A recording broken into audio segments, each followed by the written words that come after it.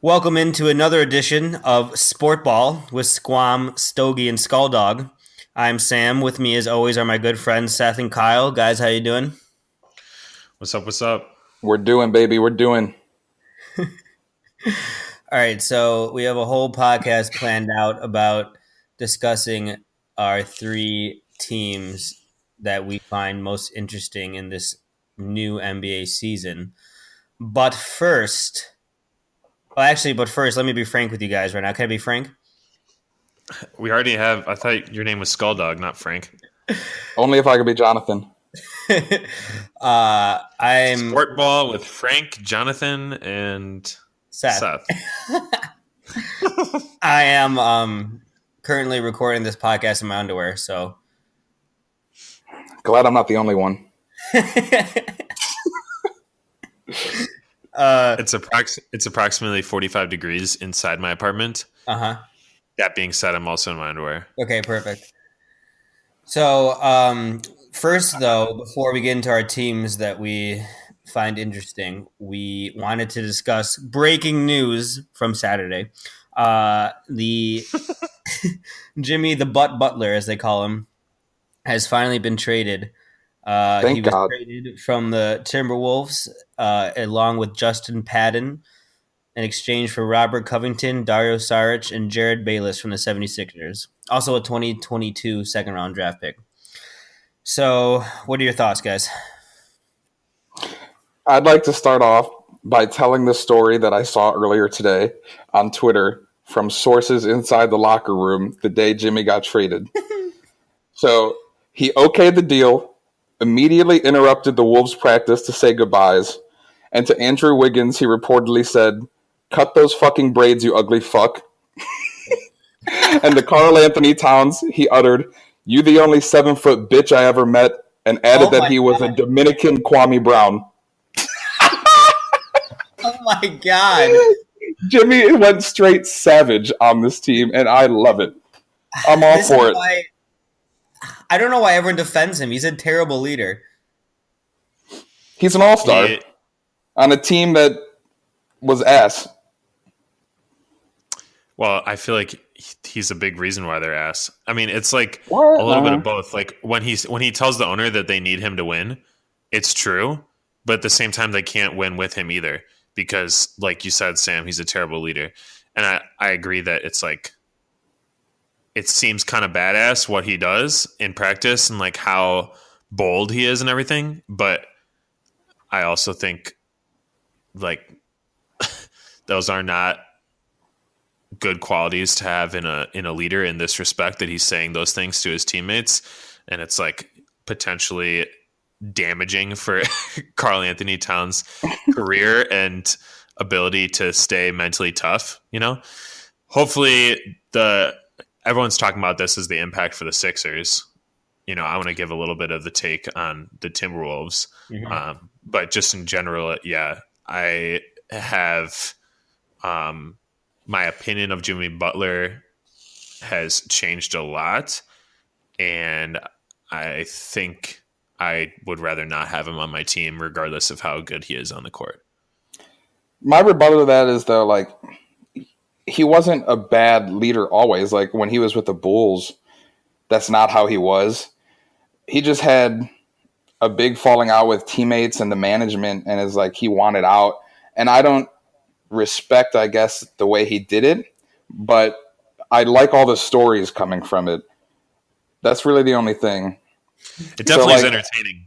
Yeah, definitely entertaining. It's got a big entertainment factor, but yeah, I agree with what you said. I mean, if I was the Timberwolves, I definitely didn't want him in the locker room anymore either. So Jimmy got what he wanted.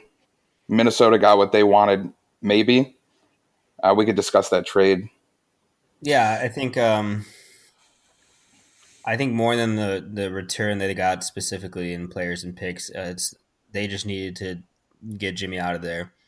And I think that'll be a big boost for their team emotionally and mentally, especially their young players. But speaking of the return, I thought it was decent. You're never going to get a fully fair return. I was texting you guys about this the other day. When you're trading a disgruntled star that everyone knows needs to be traded, you're not going to get a fair return. You're not going to get, someone as good as Jimmy Butler back. But what they did get was ultimately what they needed back in return was a starting wing, and they got that. And they have Bobby Big Dick, as they call him, is a Bobby Portis ain't on that team. Robert Covington is a lockdown perimeter defender and a theoretically good 3-point shooter, and Super Dario gives them some front court depth. But there's no way they make the playoffs without Jimmy, right? I don't know. I think it's going to be interesting. Like you said, the addition of Robert Covington, I think, is going to be overlooked by just like casual NBA fans. But I think we got to remember last year he was an all defensive first team player. And like that's what he specializes in, his defense. And that's something that Minnesota does not have at all. Karl Anthony Towns might be the worst defensive center in the league. And that's the one problem I have with them getting Saric in the deal. He is a big defensive liability too. So if you have both of them on the court at the same time, it's just going to be it's going to be a feast down low for the opposing, big men and power forwards, whatever. It's going to be barbecue chicken.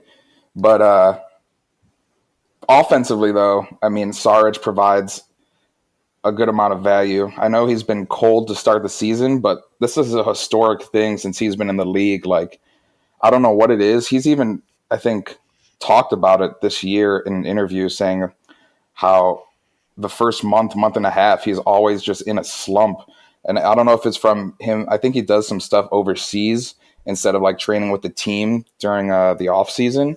But I don't know. I think we give him a month and he should be back to like the almost double nightly Saric with a decent 3-point shot. I think, Sam, you said there's no way the Wolves make the playoffs without Jimmy. I think there was no way they were going to make the playoffs with Jimmy.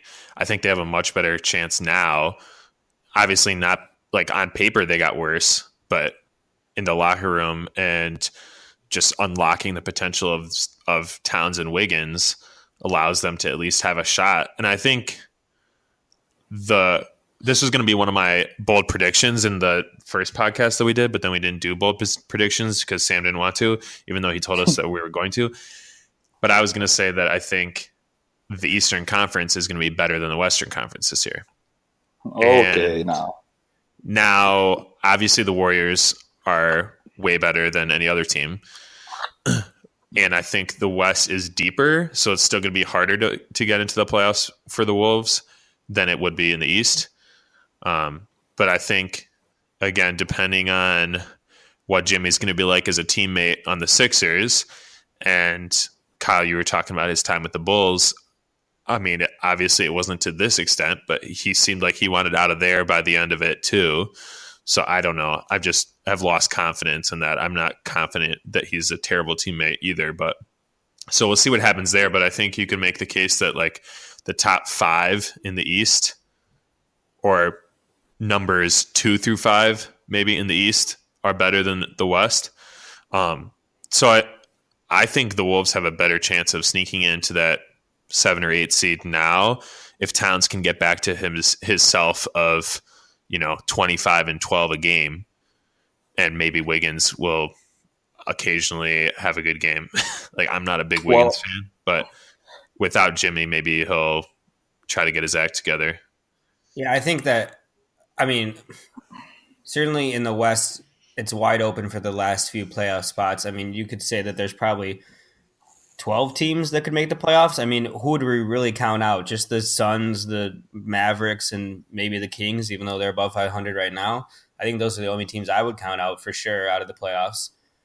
Grizzlies. Although they're catching their stride. They're hitting their stride. Conley and Gasol, and that still means something, I think, last time. I don't know. I think what you said about Karl Anthony Towns, this is huge for him. With Jimmy Butler on the court, he was just, at least this season, especially with the tension that they had between each other, Jimmy just didn't look to Towns at all. So Towns didn't have any chance on offense. But now it's going to come down to basically Towns being the focal point. And obviously they're playing Brooklyn tonight, who gives up monstrous games to centers every night. But he's at 2020. He's got a Barbara Walters game already going with Barbara Walters. The 2020 show, whatever that was that she ran, But yeah, I think what we see the rest of the way now for them is Karl Anthony Towns averaging, like you said, at least 20 and 12 the rest of the way. And I mean, Derrick Rose somehow is still a star in this league. And you might argue that it might be his team now. I don't know. Who's to say? I would never argue that, but you just did. So I will say that maybe Karl Anthony Towns is just not ready to win yet. I know that's kind of like a cliche sports talk person thing to say, but could it just be that he is supremely gifted but doesn't have that extra thing to be consistent every night in winning? I mean, we've seen players like that before.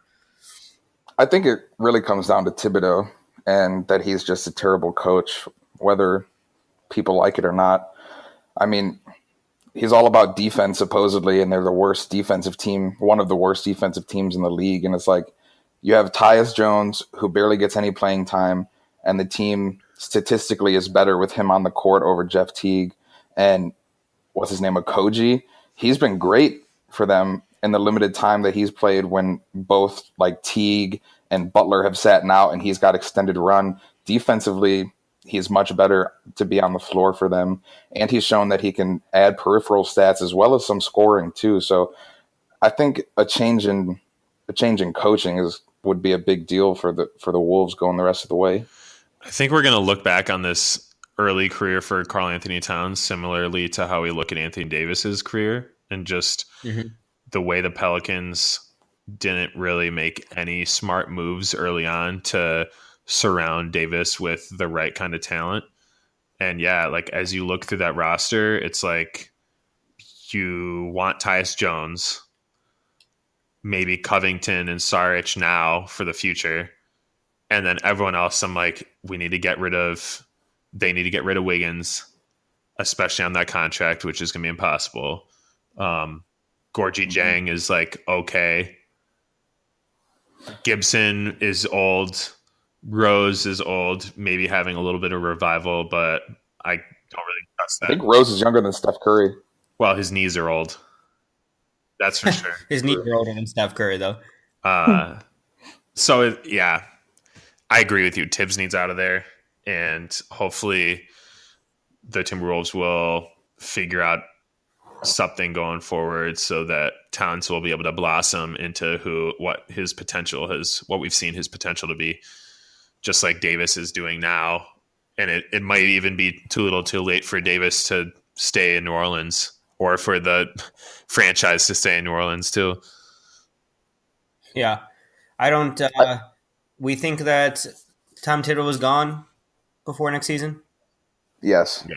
Well, if the front office is competent at all. What if they make the playoffs? Still should be gone. I mean, if Dwayne Casey can get fired after winning Coach of the Year, they should fire Tibbs even if he makes the playoffs. I think we should talk about the other side of this, though, too, with Butler going to Philadelphia. Sorry for stealing your thunder. No, you stole my 76ers. Yeah, go ahead. Say what you please.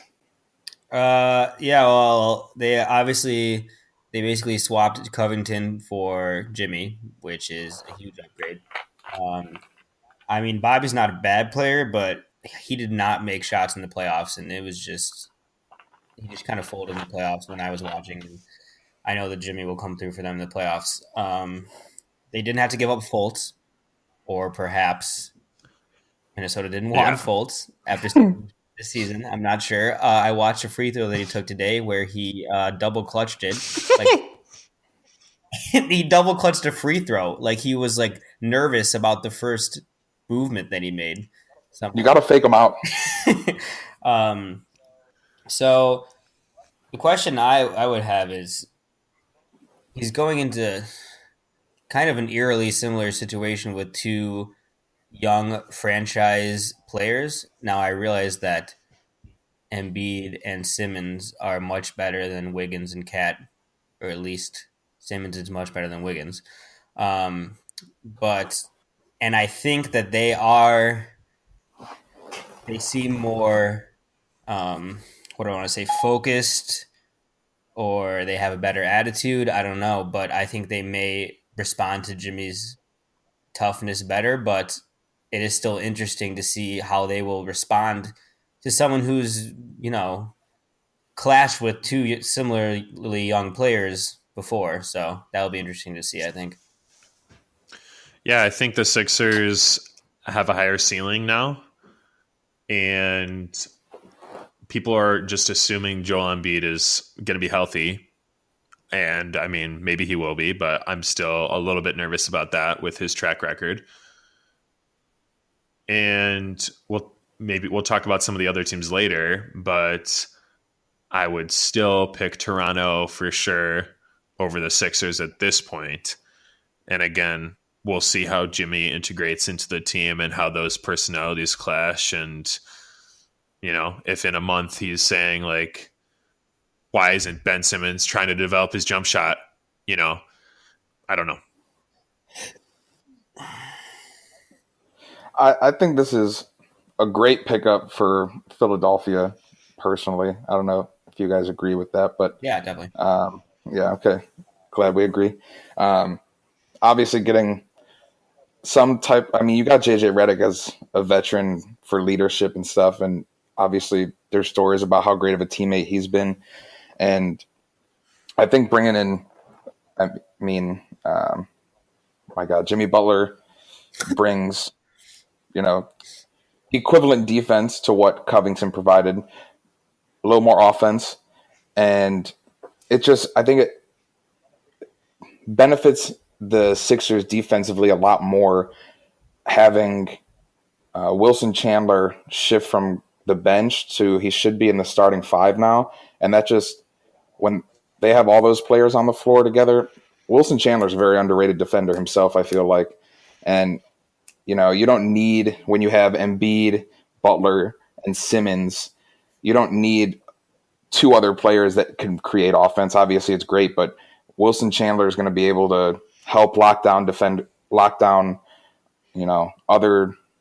other teams' offensive on the offense. I can't talk right now, but yeah, I told you guys as soon as this happened that I think this really increases their chances if they make the finals against the Warriors, that this helps them take that series, possibly 7 games. You have, like I said, the defensive end is the biggest thing when it comes to the Warriors. If you could slow them down at all, then you're going to have obviously more of a shot than if you can't slow down anyone. So I don't know. I just think, like you said, this increases their ceiling immensely, and their floor has been increased as well. And I just don't see them finishing outside of the top 3 in the East. Yeah, I think it's overall a good trade for them, probably for this year at least. But I'm just thinking, like, if I were a Sixers fan, like if the Celtics had made this trade and they traded like Marcus Morris and Jaylen Brown for Jimmy Butler, I would be disappointed. And I think Jaylen Brown's much better than Dario or Robert, though. Yeah, I agree. Okay. It'll be I don't know what the equivalent trade would be. Smart. I'd probably be like Terry Rozier and Marcus Morris, maybe. I don't know. Yeah. No, Marcus Morris and Marcus Smart, I'd say. Yeah. I'd rather stay pat with either those two Celtics players than roll the dice with messing up my locker room. And plus, it's the whole thing, like, is he going to re-sign next year? Maybe they had a wink that he's going to, but I'm just nervous for them long term with they had this beloved team by the fans and it was all homegrown and didn't seem to be any problems with egos. And just based on the way he acted on the Timberwolves, I'm very nervous that that's going to be disrupted. And we're going to look back at this in a couple years and feel like, wow, they really went for it that year, didn't work out, and now it's jeopardized their future. I think you're looking at it with a lot of recency bias, though, based on just this past year in Minnesota. But yeah, that could be. I think that when you say you wouldn't want the Celtics to trade for him, I think the difference between the Celtics and the 76ers, and maybe their record doesn't quite reflect that right now, but I think that the 76ers feel that they're maybe a rung below the Raptors and the Celtics in the East, and that they needed one more piece to vault into that chance to get to the finals. Or at least that's the way I felt. And worst case scenario, Butler leaves after this year.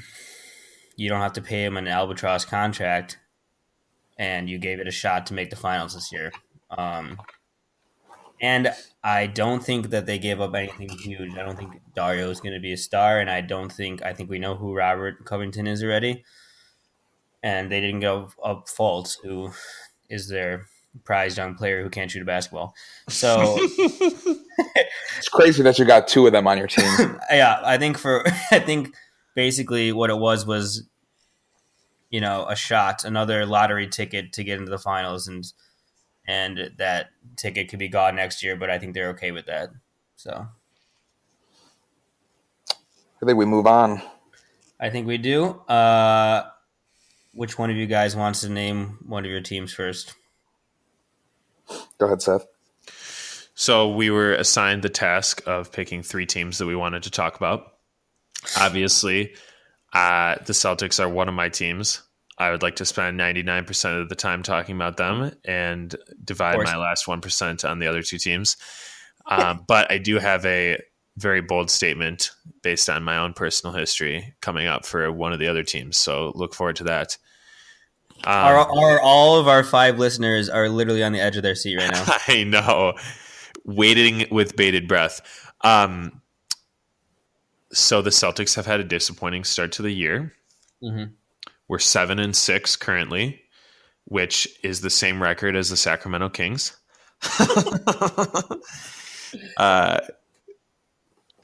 However, I think there's definitely optimism to be had. We're still integrating Gordon Hayward into the offense. I think he's hopefully slowly improving and getting back to his usual form. But my take right now is that they need to be using him less, and they should bring him off the bench. I was thinking about this, right? Every team is trying to be like the Warriors. So if you kind of go down the line with the Warriors' top players and the Celtics' top players, Kyrie needs to be like Steph, and I think Tatum needs to be like Durant. They need to be their two go-to scorers who they rely on in clutch moments. And then Hayward needs to be Clay, and Horford needs to be Draymond. Now, the problem, you might say, is that all 4 of those Celtics players are worse than their corresponding player on the Warriors, definitively. But that's just the Warriors, baby. I know. So I think they need to rely more and more on Tatum, and it is maybe surprising because it's his second year and Hayward has all of this pedigree of success in the past. But I think that's just where they're at, and we need to ease Hayward back into form, and Tatum needs to be the one with the ball in his hands, him and Kyrie towards the end of the games. So I like what they're doing sometimes, mixing up the lineup even down the stretch, and you'll see Marcus Morris, Marcus Smart in there with a minute left. Oftentimes they'll sub in Smart in for Kyrie on defensive possessions after a free throw or whatever, which I think is good. And I mean, in Brad we trust, but I think True. He needs to, if I were him, and I'm sure he knows better than me, but what my take, since I'm not an NBA coach, believe it or not, is that I'd be increasing Tatum's usage and maybe bring Hayward off the bench, having him bring like a spark of scoring in the second unit, and hopefully gain some of his confidence and mojo back. I remember listening to some podcasts and they were talking about, like, even in the off season when he was recovering after his second surgery, he played one-on-one with Bradley Beal and he beat Beal like 5 times in a row.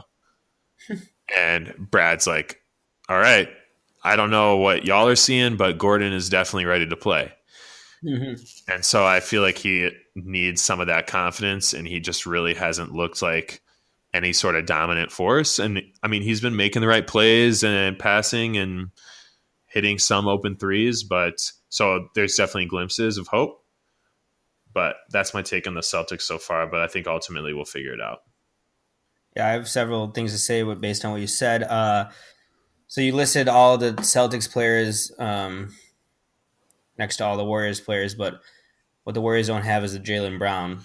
Yeah, the depth That's for sure.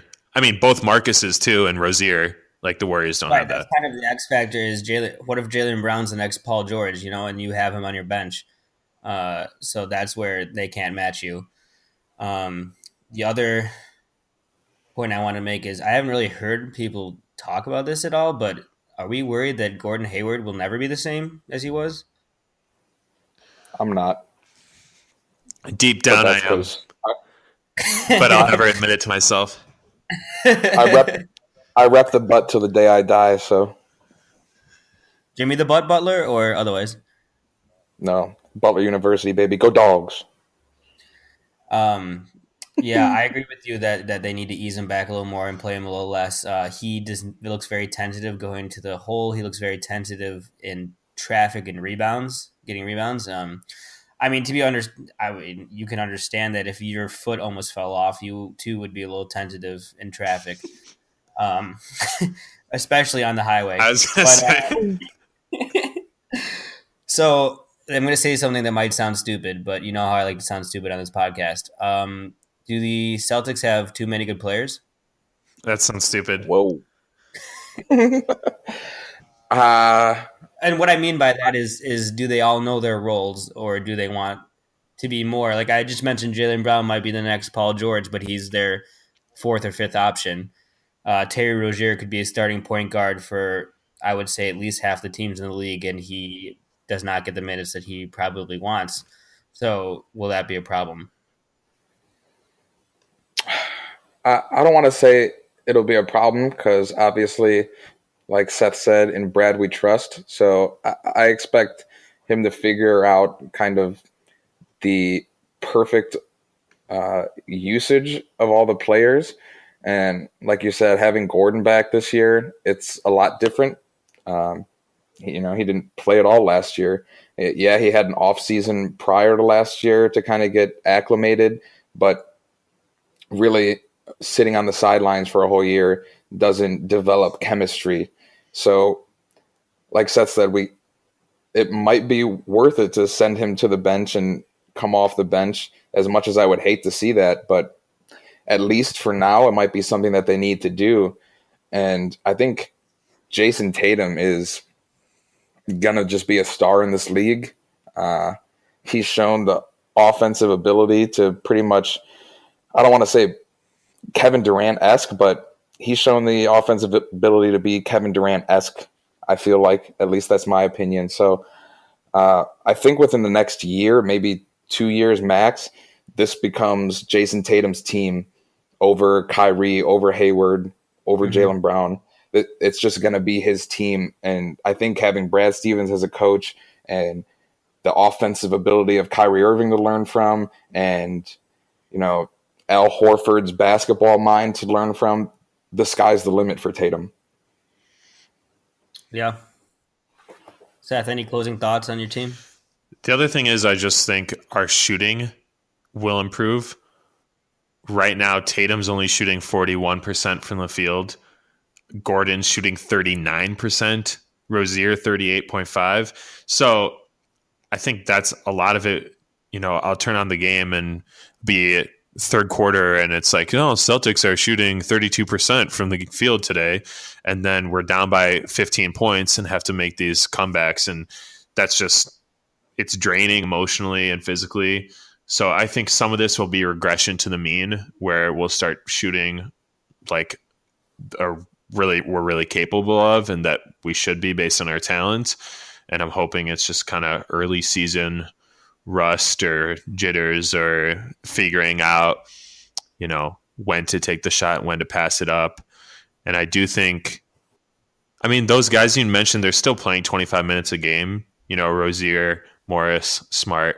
So I think they'll be all right, and they get it, and my impression is they care more about the team right now. Now, maybe in the offseason, when they'll have a chance to be a starting player on another team, they'll take that. But my impression is for right now, they get where they're at, and no one seems too disgruntled. Mm-hmm. Is anyone completely gruntled, though? Hard to say. When they're 7-6, probably not. All right, Kyle, who's your first team you want to talk about? We're going to take it to the Mile High City, baby. Let's talk about Denver. Really, the only reason I wanted to talk about Denver was because I found out very recently that on top of the nickname for Nikola Jokic being Joker, there is supposedly another nickname for him where he is called Big Honey. Who in the hell refers to Nikola Jokic as Big Honey? I know you said you do. What did you say? What was your response to that? It was like when you whisper sweet nothings into his ear at night or something like that. I don't know. But either way, this looks like a much improved team defensively. And there's just so much potential for output from different offensive output from different players as well. Obviously, we know Jamal Murray's always had that ability. At least I've thought so since he's come into the league. And he's shown it like the other night when I think it was him and Kyrie just were going at it and Jamal dropped like 48 or something. Yeah, I actually saw the end of that game while he almost ill in my hotel bed. And he just was scoring at will. He would just drive 3 defenders, put it up, make it. He scored 48. Tried to take a last second shot for 50 and Kyrie got pissed and threw the ball into the stands. Yeah, I saw that.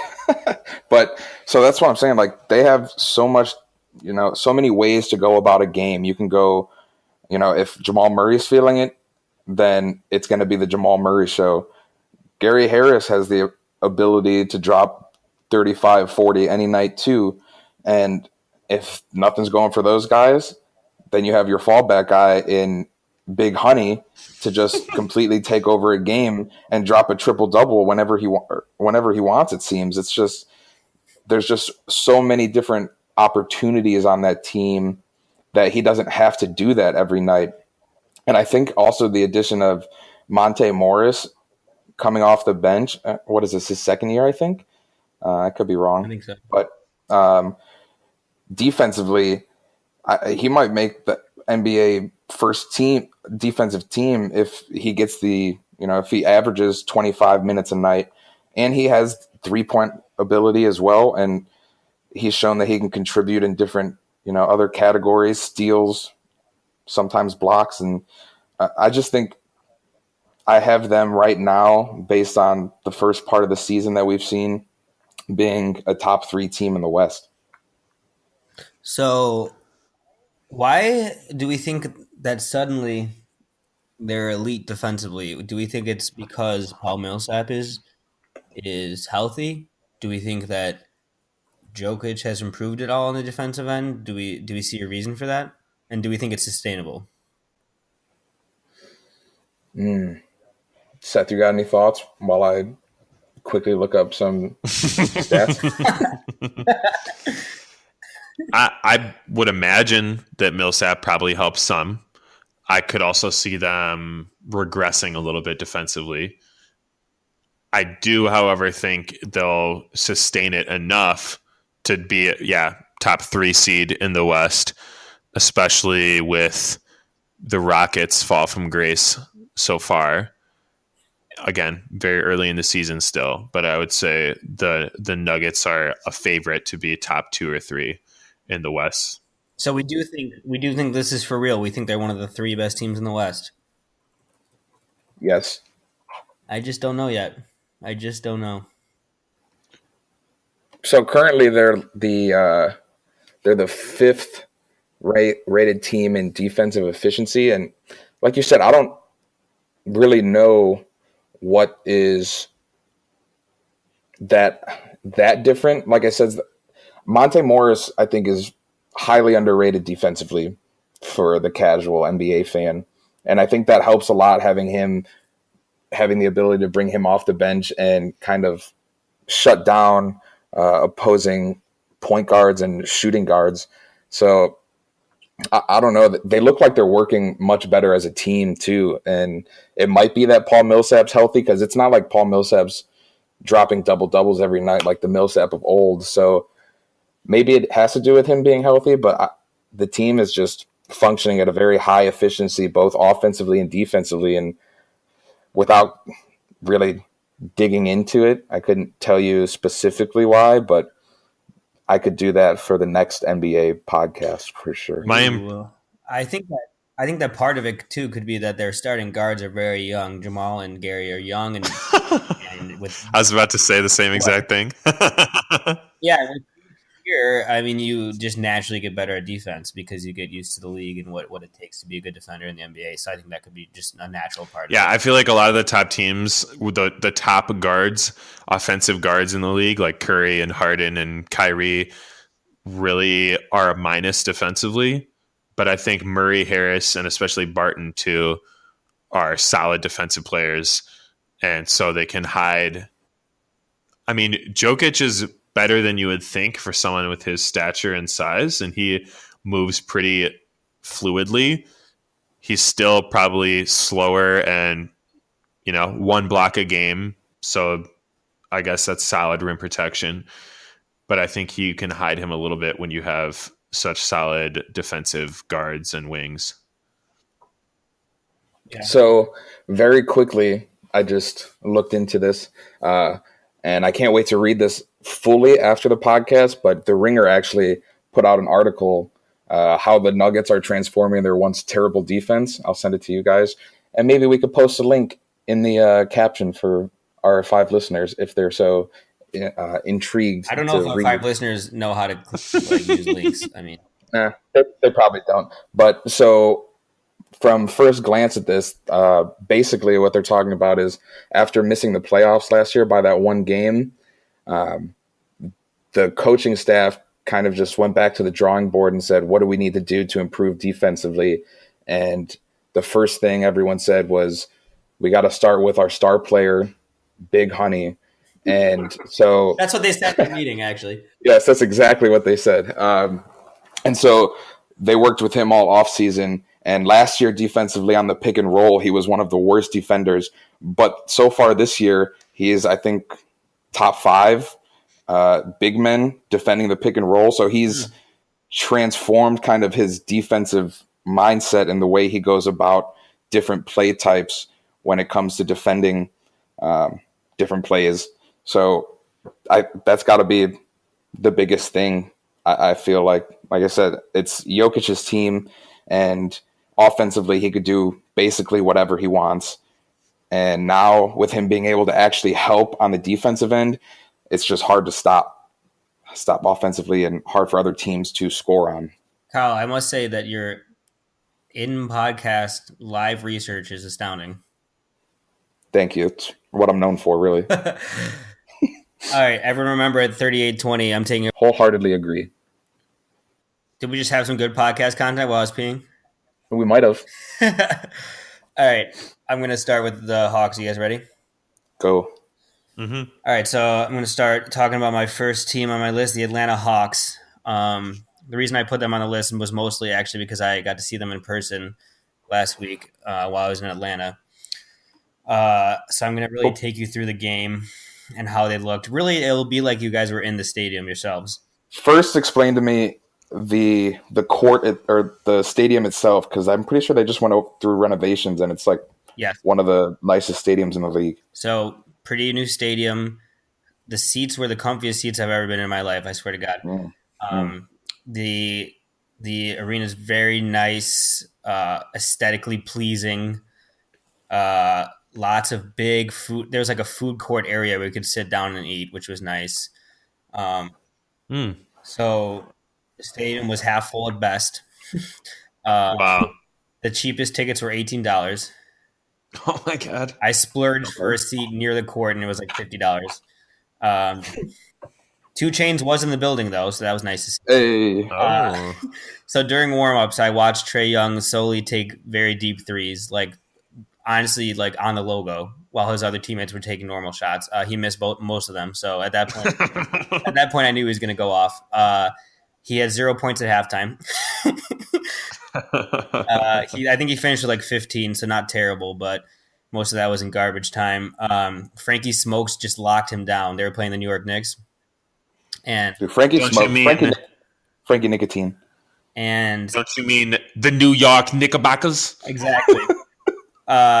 So basically what happened was Frankie would pick him up full court every possession.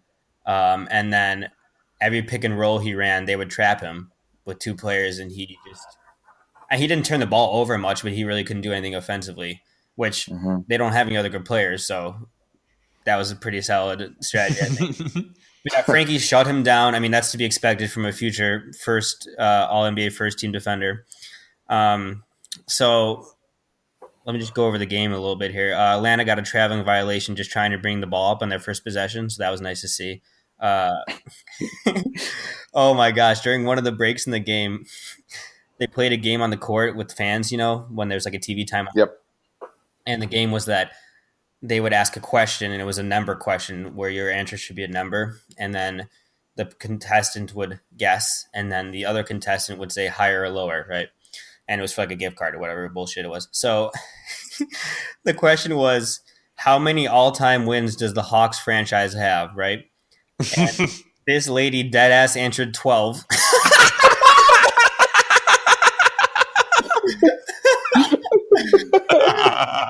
And She got the gift card. Other contestant was like, higher? So it turns out the actual answer was like 2020. So she was close. Yeah. So that was great to see.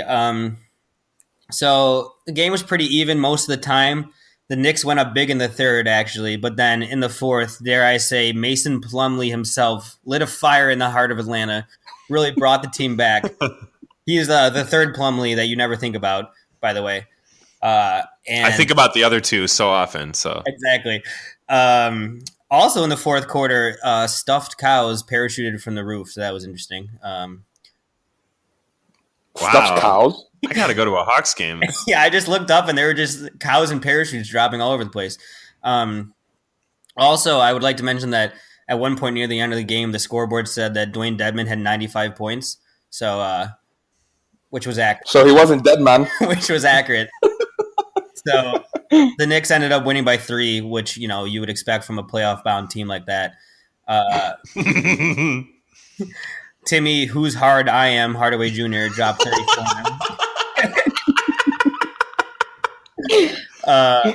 Go off the rails. So basically what I saw with the Hawks is Trae Young. Nothing. Trae Young definitely has something. I think if you gave him hair, that's not it, but go ahead. I think if you gave him a nice pick and roll option, a nice big man to run the pick and roll with, he would be a lot better. He's definitely has some passing chops for sure. You mean someone like, dare I say, John Collins? Yeah, something like that, but if they're actually good. John Collins is good. He's just been injured. Yeah, I know. Well, in this game, Amari Spellman was their leading scorer with 18 points, so that's always nice to see. But I think that Trae will always be a defensive liability. They posted him up basically anytime they had the chance to, and he would either foul them or they would get an easy basket. But if you could tell me, could he be 80% of Steph Curry? I think the answer is yes, he could be. Tarion Prince. Someone give me his first name. Torian Prince. He's a dog, man. He was great to watch. He just looks like he's playing at a faster speed than everyone else. So that was fun to watch. I think if you build around those two players, John Collins comes back, and then their pick next year, you have something. Is it a good NBA basketball team? Absolutely not, but it's something. Yeah, I have nothing else to say. Besides, I think this might be the Taurean Prince breakout season. But other than that, I think you kind of hit it all on the head. I'm glad you gave us a recap of one game. Hopefully the Hawks will get some more fans to fill up that stadium. I mean, what was it you said, inflatable cows? They were not inflatable, unfortunately. They were already inflated. but they did parachute down from the ceiling. I don't know how they did that. Deflatable then?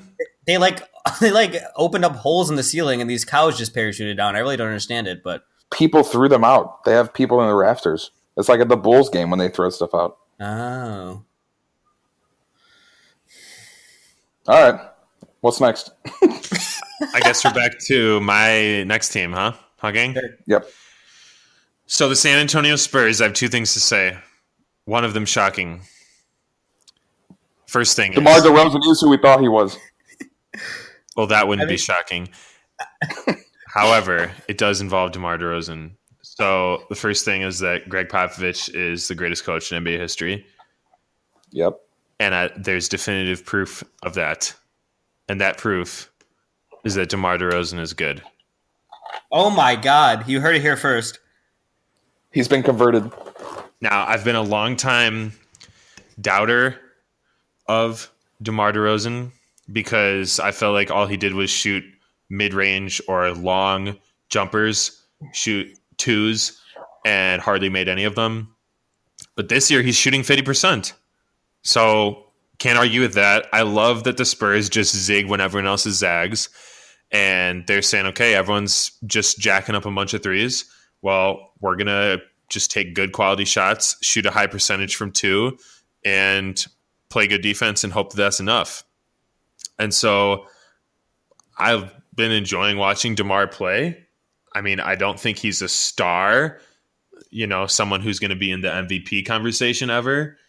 But I think he's playing like an all-star, and I think this Spurs strategy just might work. Yeah, so when in our playoff prediction podcast, I had said that I think they're going to make the playoffs because they have Pop and they have two top 20 players, and I think that means something. That means a lot. And I still think they'll sneak into the playoffs. And I think that DeMar has shown more playmaking ability than I thought he really had in him.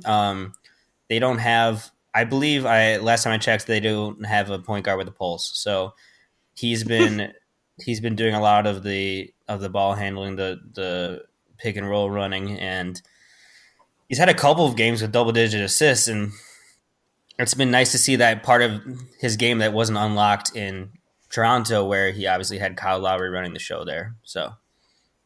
Yeah, I think this season has been great so far for DeRozan as well. Like you said, he's the man right now. I mean, you got LaMarcus Aldridge, who's putting up double doubles every other night, but DeRozan, we've never seen him be a ball distributor like he has been so far. And surprisingly, I just looked up, he is the 35th ranked player when it comes to defensive win shares. So it's like how well a player is at defending their opposing player, which is even Rudy Gobert is listed after him. So he's actually been a better defensive player than Rudy Gobert has so far this season. Wow. And if he can keep that up, and if the Spurs can keep that up, they're definitely making the playoffs. And I wasn't sure that was going to happen, but the way it looks now, and now they got Derek White back, who also defensively is a big boost for their defensive unit. So I don't know. There's really nowhere else for them to go but up, I feel like. And it's kind of strange to say. Yep. And I won't watch any of their games if I can avoid it, since I don't like watching teams put up mid-ranges all game. Kyle, you want to go with your second team? Sure. So let's go down to the capital and talk about the Washington Wizards. Absolutely putrid. It's disgusting. No other way to say it. I have no clue what the hell is happening down there. The signing of Dwight Howard might have been equally as bad as the Houston signing of Carmelo Anthony. I don't think he really fits that team whatsoever. I think a lot of it also has to do with Scott Brooks is just a terrible coach in the same sense that Tibbs is a terrible coach. And I think John Wall summed it up perfectly when he said that they asked him, how can the season be saved, or what can be done to save the Wizards season? And his response was, Harry Potter is the only wizard that can save this team at this point. We're ass. I don't know. Honestly, took the words right out of my mouth. I don't know if John Wall's listening to this podcast, but that's definitely something any of us would have said. I have John Wall. I got John Wall right here. He's listening in. Oh, okay. Hey, John. Honestly, I was not a John Wall fan, and then he said that, and now he's one of my favorite players. But I don't really know what they're doing. Their best unit is when they run small ball with like Markieff at the 5 and Otto Porter at the 4 and what's or not, and basically when their big men are off the floor. So signing Dwight Howard just makes no sense unless you're going to try to go big. But even the couple games that Dwight's been back, it's been a shit show. So yeah, and I thought they'd make the playoffs. I think I said they'd be a top 4, top 5 team in the East, but I don't know if they make the playoffs. Yeah, I predicted them not to make the playoffs, so I'm feeling pretty good today. I think it's funny that last year they all hated each other. So, and then they said, all right, you know what we should do? Let's add Dwight Howard, who has been known to be detrimental to every locker room chemistry in the last 7 years. But turned out just as you might expect, and they still all hate each other. Here's the thing, though. I think it was I think they're playing chess by the signing of Dwight Howard, in the sense that they figured, we all hate each other. Let's sign a player that everyone will hate, and we'll rally together to hate him. I don't know, though. I don't know. I also love the fact that Dwight Howard had a butt injury, which is the most Dwight Howard thing that's ever happened. Dwight Howard was butthurt for the first part of the season. That's all I have to say about the Wizards. There's nothing more. They're ass. Let's move on to my second team, the Milwaukee Bucks. So they've been really fun to watch. One of my favorite league pass teams. They've looked elite with a new pace and space system that Mike Budenholzer installed. Brook Lopez hit 8 threes last night. Did you see the threes he was making, though? These were step-back deep threes. No, the one specifically that I keep going over in my mind is he pulled up probably 7 feet behind the three-point line and just completely Kobe Bryant swooshed it where I don't even think it hit the net. Yeah, I mean, the sentence Brook Lopez hit 8 threes last night would have been ridiculous. But, right, to this year, we're like, okay, yeah, that makes sense. He's very, very quickly become the best three-point shooting big man in the league, and no one talks about it. We just did. True. That's why you need to listen to this podcast. If you don't, tell your friends, all 5 of you that are listening. He's really Coach Bud has really unlocked Giannis this year by surrounding him by 4 shooters. Surprise, we've never seen that work before, right?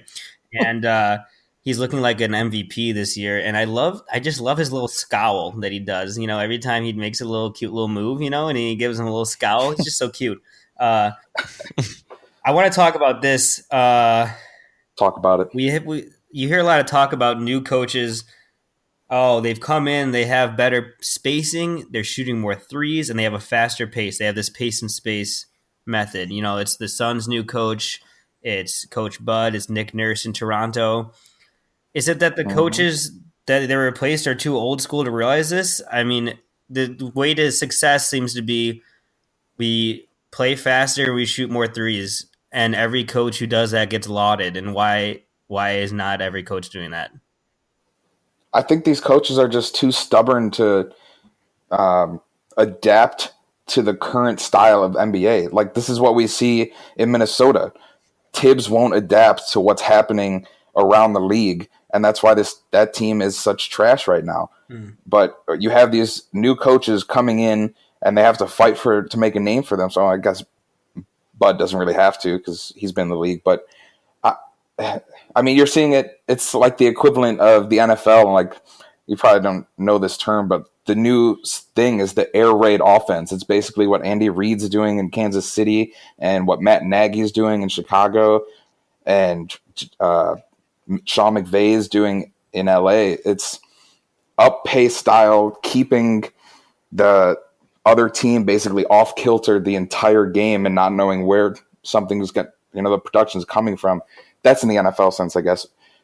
But for here, it's coming from Giannis, but at the same time, like you said, you surrounded him with 4 other people that could shoot. So if that shot's not there for Giannis, he's got 4 other options that he can go to. Yep. Great points, Kyle. We're speechless. I know I dropped a bomb on you. My bad. Seth, what are your thoughts on the Bucks? I think my prediction is they'll finish top 2 in the East in the regular season. Wow. But I think their lack of depth is going to hurt them in the playoffs when teams are just going to focus solely. I mean, most teams are probably doing this already, but when you're playing the same team over and over and they can game plan better over the course of one series to try to just stop Giannis and force everyone else to beat them, I think some of the teams like the Celtics, the Raptors, who we'll talk about in a second, and the Sixers, who have more depth, will have the edge over the Bucks in the playoffs. But definitely I'm impressed with what Coach Bud has been doing. And I mean, we knew that was going to be a huge coaching upgrade. And Giannis has been the best, at least top 2 with Anthony Davis so far this season, player in the league. So wholeheartedly agree. All right, let's move on. Seth, who's your third team? The Toronto Raptors, featuring Kawhi Leonard, who honestly looks back to form. If you look at the 2 star players who missed essentially the entire season last year with Kawhi and Gordon Hayward, definitely envious of where Kawhi is at. Kawhi didn't nearly lose his foot, so. And I think the Raptors are another one of those deep teams. You look at that where they got rid of DeMar and upgraded to Kawhi and got Danny Green to add that spacing as well because he's a knockdown 3-point shooter. They have Anunoby and Van Vliet coming off the bench. Ibaka. Please don't sleep on Pascal Siakam. I would never. I cuddle with him. I wouldn't sleep on him. He's Lil Spoon. Thank you. I was gonna mention Pascal. He's one of my favorite players. He's a monster. He's like basically if Taurean Prince was better. That's who Pascal. Yeah. I've loved watching him specifically when I watched Toronto this season. Yeah. Yeah. Sorry, no. That just speaks to what I'm saying about their depth. Ibaka has had some sort of resurgence. He's averaging 17 a game now. So I'm a little bit worried about the Raptors. Obviously early in the season, it's been Raptors and Bucks at the top of the Eastern Conference. I would say we have a 4-team tier with Indiana kind of peeking in as that 5th team. But all things are looking good for Kawhi and Toronto so far. Yeah, I was going to say about Serge, what unlocked him is they moved him to the 5, which honestly finally done a while ago. And that's really unlocked the best parts of his game. And he looks like, and what's great too is if Serge isn't your 3rd option, if he's your 4th or 5th option, that's where he really shines at this part of the stage of his career, especially. So that's really when he doesn't have to handle the brunt of the offense. That's when he's really unlocked. So it's been good to see that this year, especially since he's on my fantasy team. I was going to mention as well, the top 4 in the East is looking very interesting. I mean, if we come playoff time, we could have a second round where we have Toronto, Philly, Milwaukee, and Celtics. And the Celtics all playing each other. Really? 4 teams on one court. I'd be surprised if it didn't happen, to be honest. But that's going to be very exciting to watch. I'm looking forward to that. Yeah. All right, Kyle. Who's your second or your 3rd team now? My last team is the Houston Rockets, and we can talk about the disgrace that Carmelo Anthony is. I don't know if he himself is a disgrace, but he's certainly not a helpful basketball player to have on your team. I said it. Yeah, I said it on the first NBA podcast we did. This was just a terrible signing, and lo and behold, they're finally realizing it. 20 games into the season or whatever, that it was a terrible signing. He adds nothing defensively. They got rid of two of their best defensive players just so they could get him. And it's like, what was that front office thinking, that they thought they needed more offensive output on a team that has Chris Paul, Clint Capella, James Harden?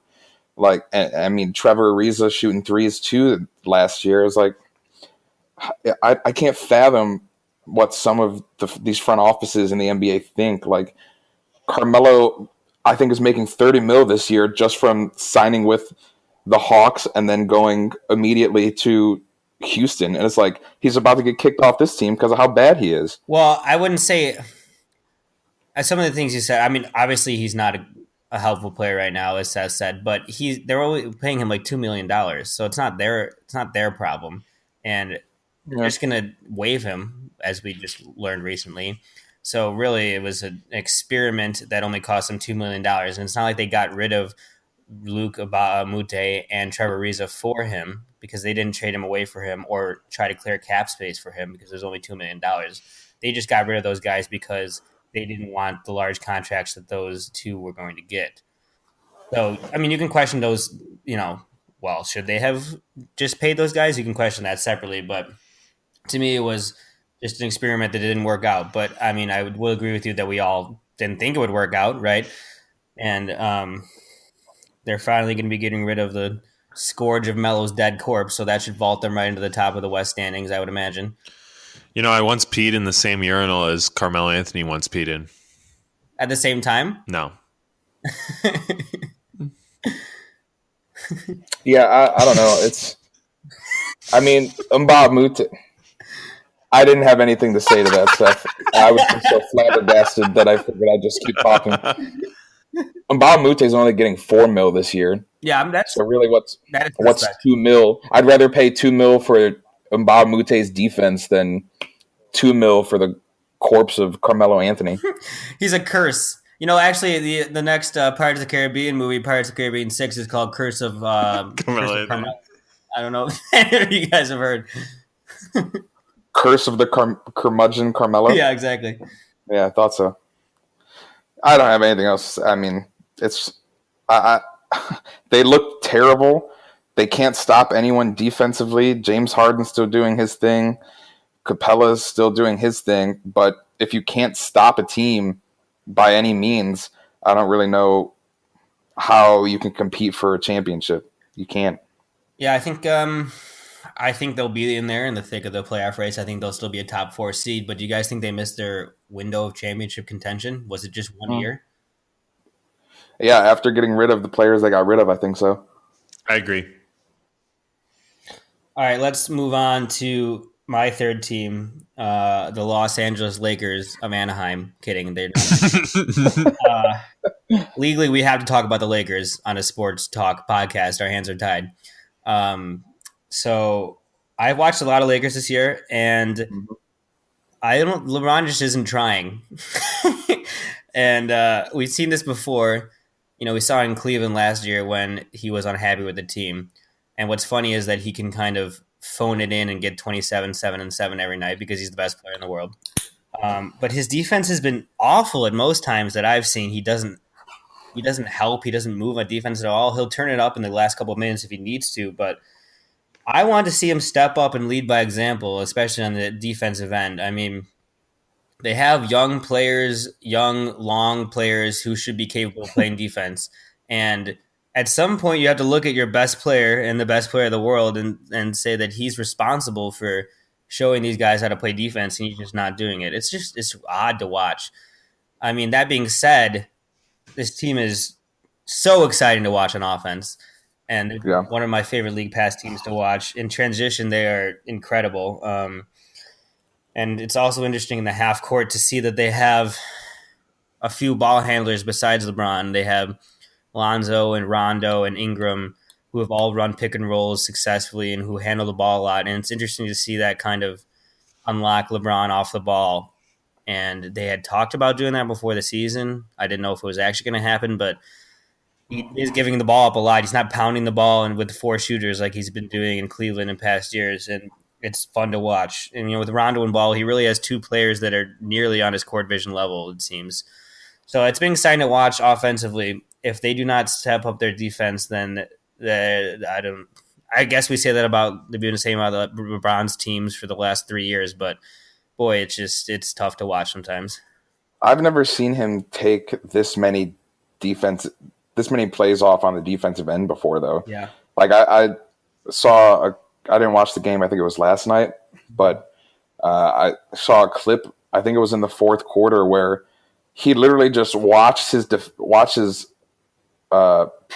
whoever he was guarding run right past him and cut to the rim for an open layup. He didn't even move. Right. No one moved. Right, and they were playing the Hawks last night, so they can get away with that and still win. But that's not going to fly when you're playing the top teams in the West. No, I like you said, it's very strange to watch. I mean, we know LeBron turns it up in the playoffs every single year, and he's going to do what LeBron does, but he needs to have at least some type of effort on the defensive end during the regular season if they want to make the playoffs. I think, well, I mean, I try not to watch the Lakers because it hurts my soul, but my impression is LeBron is kind of feeling it out, getting to know his young players and trying to decide or discover what works and how he can best maximize their potential.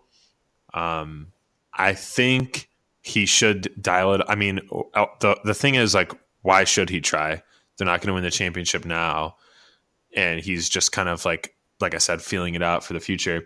But I think he will dial it up enough. If I were the Lakers, I would want to at least avoid being the 8th seed so that they don't have to lose in the first round of the playoffs to the Warriors.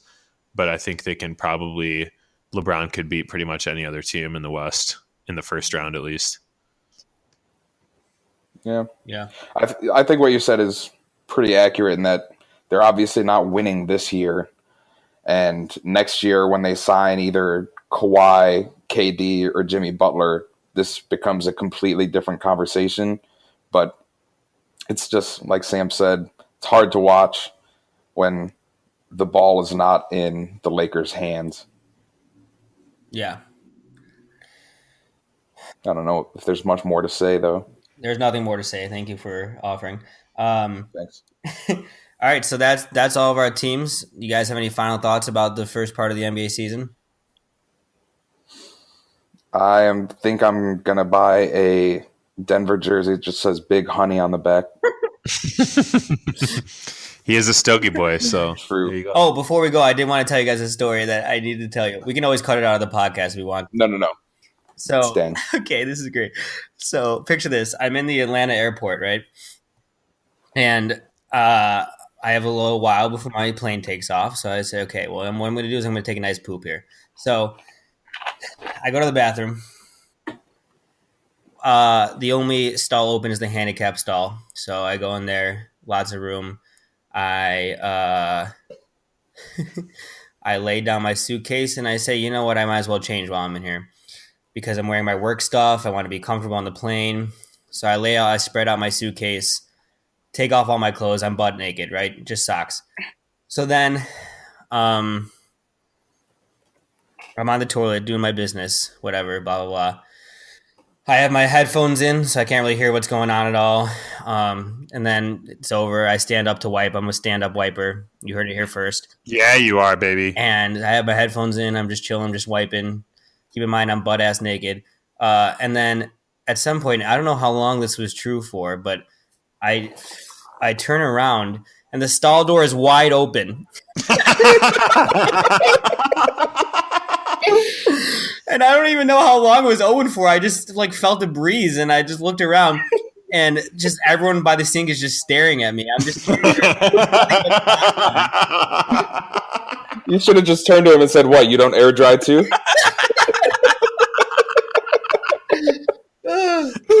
So, needless to say, I'm on some sort of airport list. I'm sure no fly list.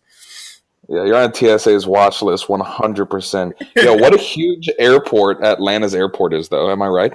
Yeah, you're not wrong. Massive. And they all saw him Massive. naked, so I don't Sounds think like I really need to book a flight to Atlanta. Great airport bathroom experiences. Yes. And they have cows falling from the ceiling in the stadium. exactly. What more could you want? Put that in TripAdvisor. All right, so this has been our early NBA. What is it? Our early NBA takes. Our NBA takes from the podcast that no one asked for, no one needed, and no one deserved. Exactly. We pride ourselves on that. All right, boys. See you later. See ya. peace.